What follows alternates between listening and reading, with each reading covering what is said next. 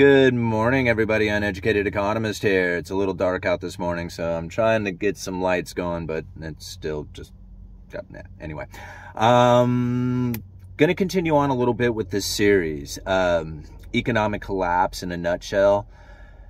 And in the first video, we were talking about how money is created, quantitative easing, quantitative tightening. In the second video, we were talking about interest rates and how the Federal Reserve was running into the lower bound on their Fed funds rate and how that was going to create an issue with stimulating the economy, and how they use job owning and forward guidance to try and stimulate the economy. And at this point, they are raising interest rates incredibly fast in order to achieve that 5% level.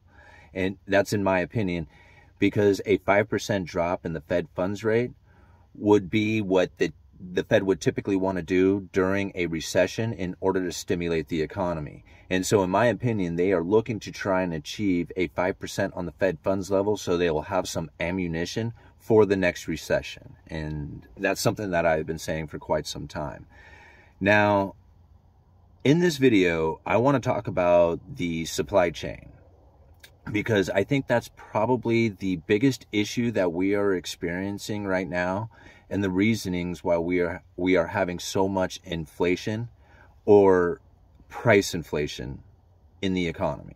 Now, when you think about inflation, inflation is the expansion of money and credit. Prices are the results of inflation. So when you think about how prices are moving up, you have to think this is the results of what something else has happened, okay? Because the prices are just the symptoms of the occurrence within the monetary policies. So the Federal Reserve printed up a bunch of money during the COVID recession, right? The COVID panic reduced in recession. I'm not sure how they were quite phrasing it, but everybody who was following the economy and following it closely knew that the economy was going to be rolling into a recession. You know, the American economy had not experienced a recession in 12 years. It was the longest expansion in U.S. history. And everyone knew that it was just right around the corner. There was going to be a recession. However, it hadn't come.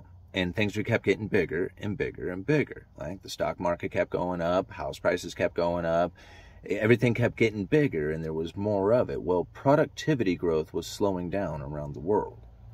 And they knew that at some point there was going to be a crash in this whole production growth, right? Everything was starting to, like, we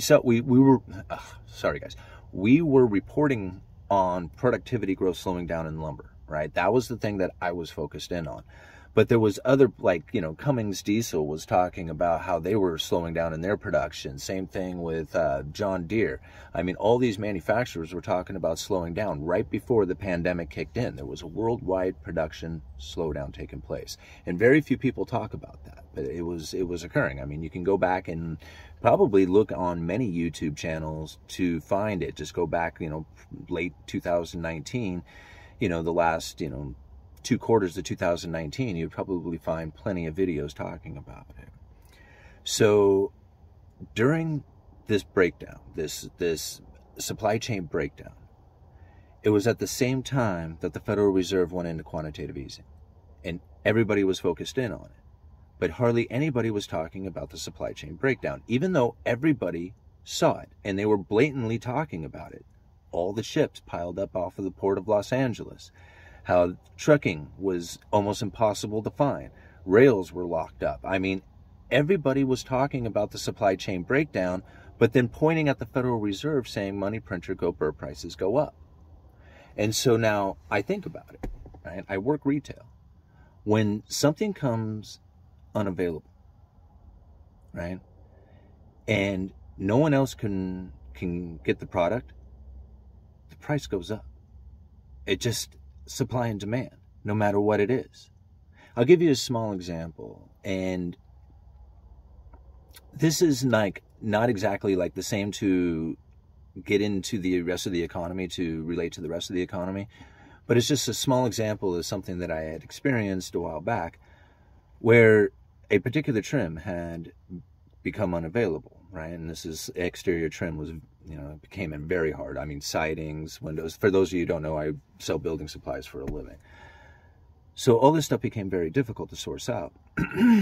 And so this customer called me up, and they were like, I've called everywhere, nobody has it. I said, yeah, it's because it's unavailable. And I said, well, that's actually not true. I said, there is one available, but you're going to be paying dearly for it. And he was just like, well, I need it. How much? And I was just like, well, it's like, 3 times the price of the normal stuff. But, if you need something that's going to fill the gap, that's it. And he was just like, I need it. Get it. And I'm like, okay. So not only, I just kept my normal margin on it. I didn't change anything about that. But it's a more expensive item. So the profit that I make off of it went up dramatically. So this is the type of thing that also has occurred. You can see where prices have gone up because of this as well. People were willing to pay the higher price for it. So when you have things that come in short supply and there is a demand for it, the prices go way up. 1/2-inch CDX plywood, this is something that I sell on a daily basis. It's a typical sheathing plywood that you would use in new construction. So you have the skeleton of the building, that's the 2x4s, the studs, the 2x6s. This is like the skeleton of the building. The skin on the outside before all the doors, windows, siding, stuff like that goes in, that's a sheathing. Sometimes it's an OSB plywood, which is like referred to as chipboard or something. But a lot of times it's a 1/2-inch CDX plywood. Typically this 1/2-inch CDX plywood, throughout all the years that I've been selling building supplies, would go for somewhere around $18 to $22 a sheet. That would be, I guess, a somewhat average price. That stuff went up to $80 a sheet. Incredible. Now, there was a lot of reasonings that had started to take place on why there was such a shortage of plywood. But it didn't have anything to do with the money printer go burr. And we know that now because prices are now coming down to a reasonable price. It isn't exactly what they were at the 18 to 22, but it's at $30 a sheet. In some places you can get it even cheaper. I can get 4-ply down closer to the $24 a sheet. This is pretty close to what we had experienced at one time in history. So all the inflation seemed to have come out of building supplies when it comes to 2x4s and plywood, but yet it seems to remain out there in the economy and everything else. It's because of the supply chain breakdown. Had a lot to do with the money printer go burr, no doubt, but a lot of it, almost all of it, had to do with the supply chain breakdown. And so this is where we're hearing from the Federal Reserve that they want help from the supply chain. Now, it's very interesting that at the exact same time that the Federal Reserve was going to start raising interest rates, the mask mandates came to an end. Did you all notice that? All of a sudden, travel bans fell, and there was all this less restrictions within the, the COVID idea. Now, minus China, right? But all the rest of the, the United States, here, people who are hardcore COVID believers, there's very few of them. Nobody's really worried about COVID anymore. Nobody talks about it. And so the whole COVID thing came to an end at the exact same time that the Federal Reserve was lifting of interest rates. And I was talking about this. I said they are going to use the raising of interest rates as the excuse on why inflation is coming down, but it's not going to work. And it's not going to work now. And we can see that it's not going to work because we have trucking companies failing. We have freight rates falling like crazy. Freighters are going to start parking their ships, right?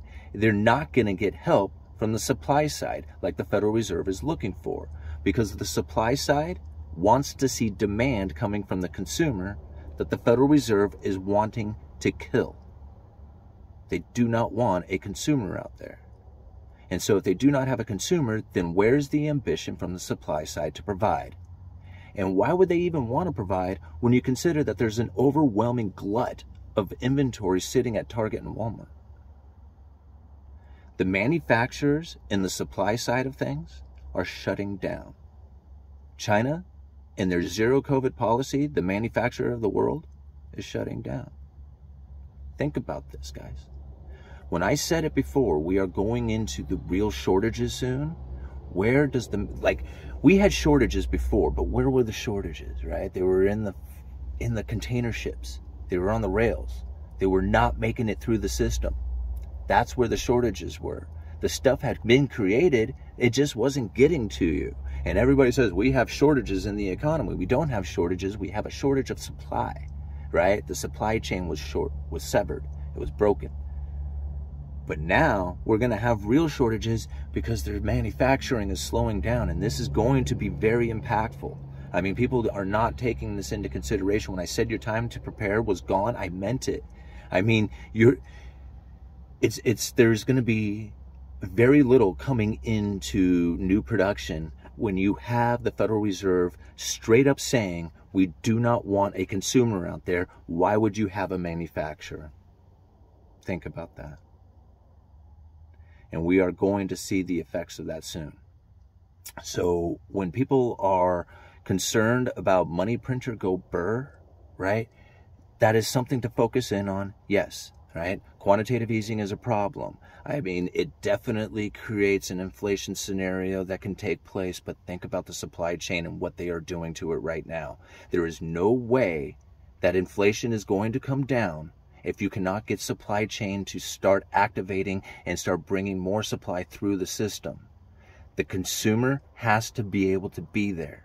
And the Fed is saying, no, thank you. We do not want you there. We want to keep the supply chain broken. Right? Although we want help from you guys. Right? Because they want those interest rates to rise.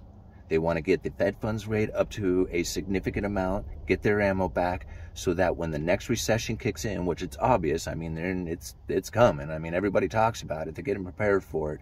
When that next recession comes, they're going to drop interest rates so that they can stimulate the economy. It's going to be the last time they're going to be able to do that game. And then everything's going to go digital. Think about it in this fashion. That if they can take manufacturing and production and distribution and all this stuff, if they can bring it down to the absolute bare minimum, that is where they have a fundamental change that can take place. And everything will get tokenized. We will go digital. And from that point on, we will be in a blockchain, track, trace, everything on the grid, like no way of hiding from the powers that be. The whole fear thing, right? So get your gold and silver. Uneducated Economist, you guys let me know.